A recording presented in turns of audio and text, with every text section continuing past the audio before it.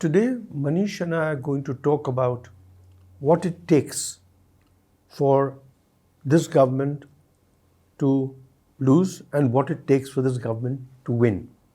So before we do that, I'm just going to set out the background, and thereafter Manish and I will have a discussion. The background, let's start from the 2020 Assembly election. In 2020 Assembly election, there were two parties, the Mukesh Sahni party, which fought independently.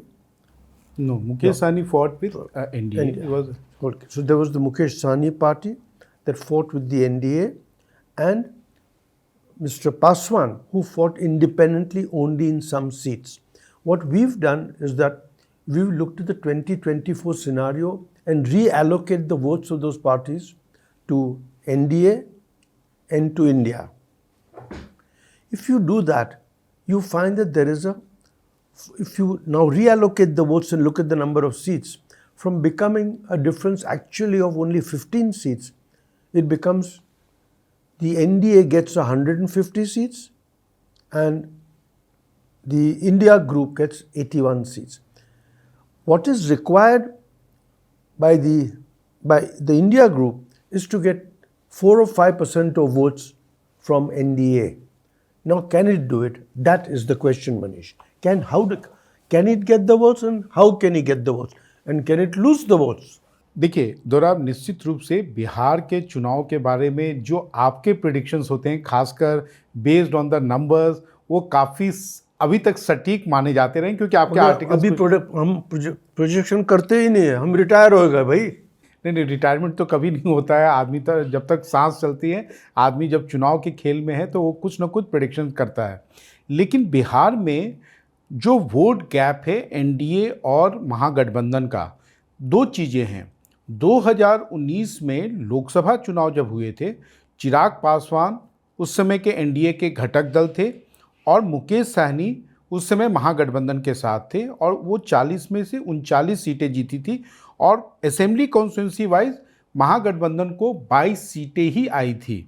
लेकिन हमने विधानसभा में देखा, उसका एक कारण ये भी कहा जाता है कि चिराग पासवान चूंकि अलग से लड़े थे, लेकिन चिराग पासवान अलग से लड़े थे, लेकिन बीजेपी कैंडिडेट्स के खिलाफ उन्होंने उम्मीदवार नहीं दिए थे। Only against NDA, only against JDU और दूसरे जो उनके जीतन राम मांझी वगैरह के खिलाफ उन्होंने उम्मीदवार उतारे थे। और वो जो चुनाव था काफ़ी क्लोज था, 0.3% का गैप था। और जैसा कि मैंने कहा, 2019 में उनको 22 सीटें विधानसभा वाइज अगर आप देखेंगे तो मात्र 22 2020 नहीं, 2019 के लोकसभा का जो आप लोकसभा की बात कर रहे हैं तो हाँ। लेकिन 2024 और 2025 क्या डिफरेंस है? देखिए, 2020 के ही असेंबली इलेक्शन को अगर हम बेंचमार्क माने, तो मुकेश सहनी अब महागठबंधन के साथ हैं और चिराग पासवान आज की तारीख में लग रहे हैं कि फुल्ली वो एनडीए के साथ रहेंगे। राइट। लेकिन साथ साथ एक बात यह है कि जब मुकेश सहनी एनडीए में थे तो मात्र 11 सीटों पर लड़े थे। मुकेश सहनी जब महागठबंधन में है तो वो 20 सीटों पर लड़ेंगे। और Congress party, how do you know that the seat allocation has not been done? हाँ, उसका एक कारण यह है कि चूंकि वो 3 लोकसभा सीटों पर लड़े थे, तो एक लोकसभा सीटों पर आपको 6 सीटें दी जाती है सीट शेयरिंग में, तो 18 से ज़्यादा उनकी 2-3 सीटें ज़्यादा हो सकती है। दूसरी बात यह है कि कांग्रेस महागठबंधन में एक ऐसा अलायंस पार्टनर है जिसके पास बड़े बड़े नेता हैं, लेकिन उनका कोई वोट बेस नहीं है। जैसे अलायंस में महागठबंधन में सीपीआईएमएल है, तो सीपीआईएमएल बिहार के 3-4 जिलों में, खासकर सेंट्रल बिहार में, उनका अपना वोट बैंक भी है, वोट का बेस भी है। उसी तरीके से सीपीआई सीपीएम का लिमिटेड सीट्स पे उनका अपना इन्फ्लुएंस, ट्रेडिशनल इन्फ्लुएंस रहा है, लेकिन कांग्रेस का वैसा नहीं है। तो कांग्रेस इस बार कम सीटों पर लड़ेगी। They had the influence last time also and they won last time also. So what's new this time? देखिए, महागठबंधन में जो मुकेश सहनी का जो सहनी वोट है, निश्चित रूप से अगर वो महागठबंधन में ऐड ऑन होता है तो महागठबंधन के उम्मीदवारों का कहना है, या जो उनके जो स्ट्रैटेजिस्ट हैं उनका कहना है कि पिछले बार के चुनाव से उनके वोट्स और बढ़ेंगे। और साथ साथ एक और कैलकुलेशन वो देते हैं कि उनका कहना है कि आप बिहार से रिलेटेड जितने भी ओपिनियन पोल देखेंगे उसमें तेजस्वी यादव और नीतीश कुमार जो एनडीए के फेस हैं उसमें ऑलमोस्ट डबल का गैप है। Yes, but you know, there is also the party. I mean, the BJP is really, the Nitish Kumar is the candidate for CM. The BJP is the stronger partner. So, I mean, are you saying that it will have it will not counter in any way the weakness of Nitish Kumar? The NDA has to lose 3 to 4% of the vote to get out of power.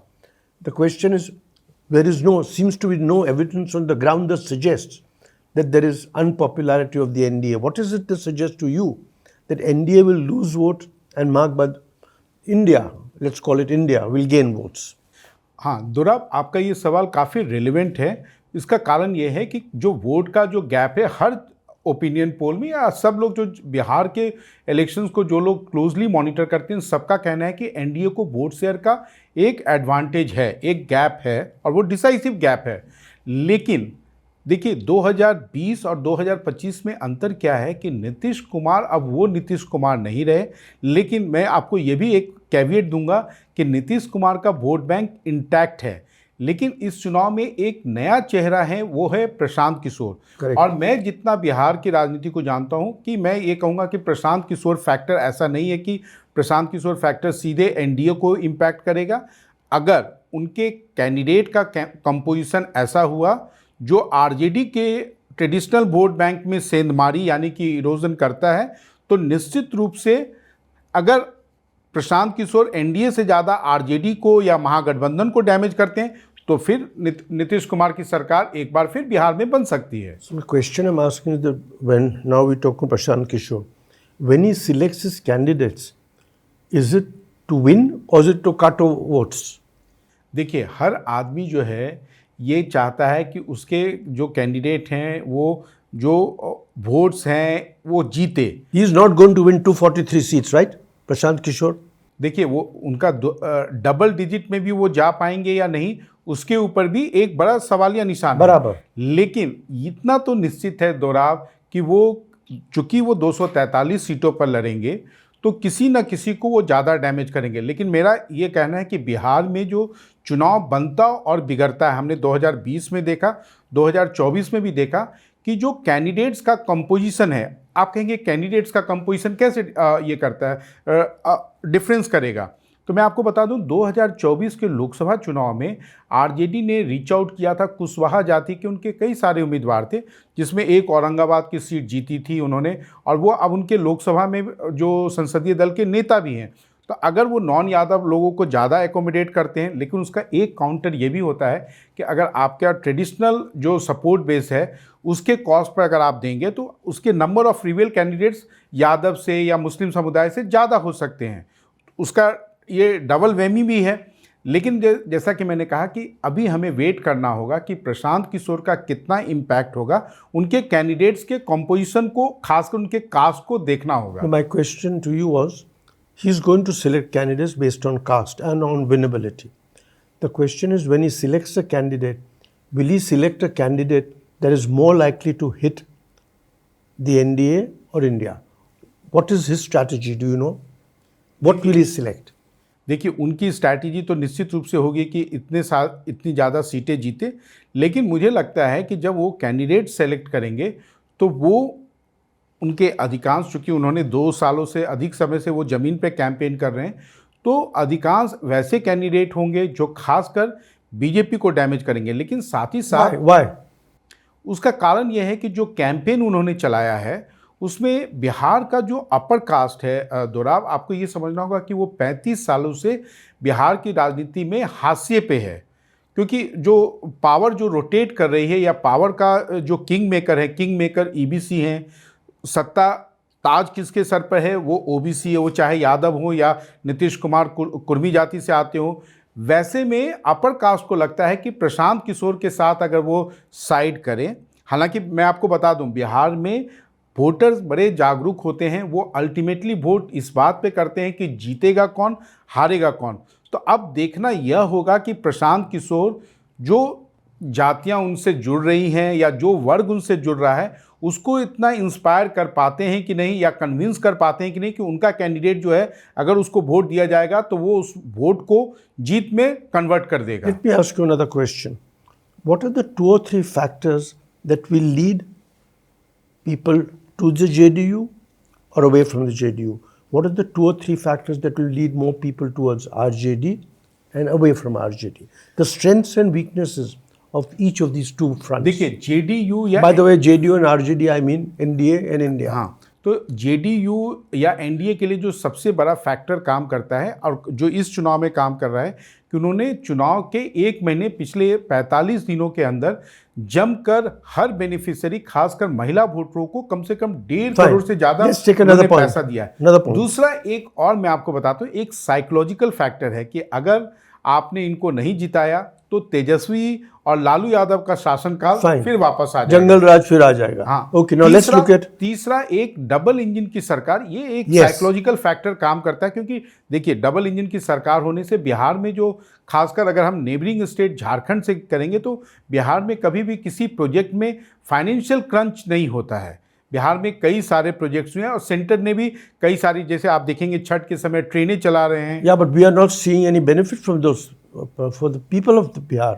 The income is not going up. नहीं, उसका कारण ये है कि जो कुछ भी चीज़ें हो रही हैं वो on the eve of the elections हो रही हैं, वो निरंतर 5 साल में जो होना चाहिए वो नहीं हो रहा Now है। let us quickly look at the RJD, its strengths and its weaknesses. Then we देखिए end. आरजेडी का जो सबसे बड़ा स्ट्रेंथ है तेजस्वी यादव का चेहरा है।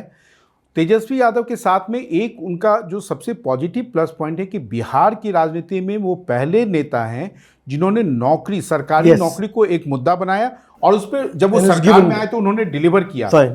इस बार भी अगर वो ये लोगों को इंस्पायर करने में कामयाब होते हैं कि अगर उनकी सरकार आती है तो वो जंगल राज या वो एनार्की वापस नहीं होगी, तो लोग उनके साथ जुड़ने में Fine. परहेज नहीं करेंगे। Give me quickly its 2 weaknesses of the front.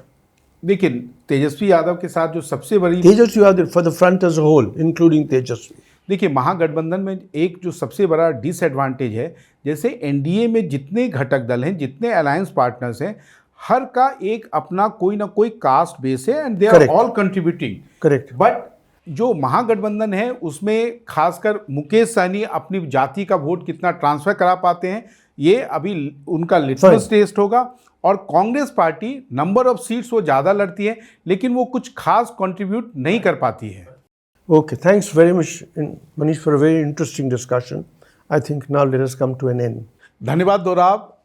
Decoder पर बिहार चुनाव से संबंधित हर पहलू पर हमारा ये चर्चा जारी रहेगा। देखते रहिए डिकोडर।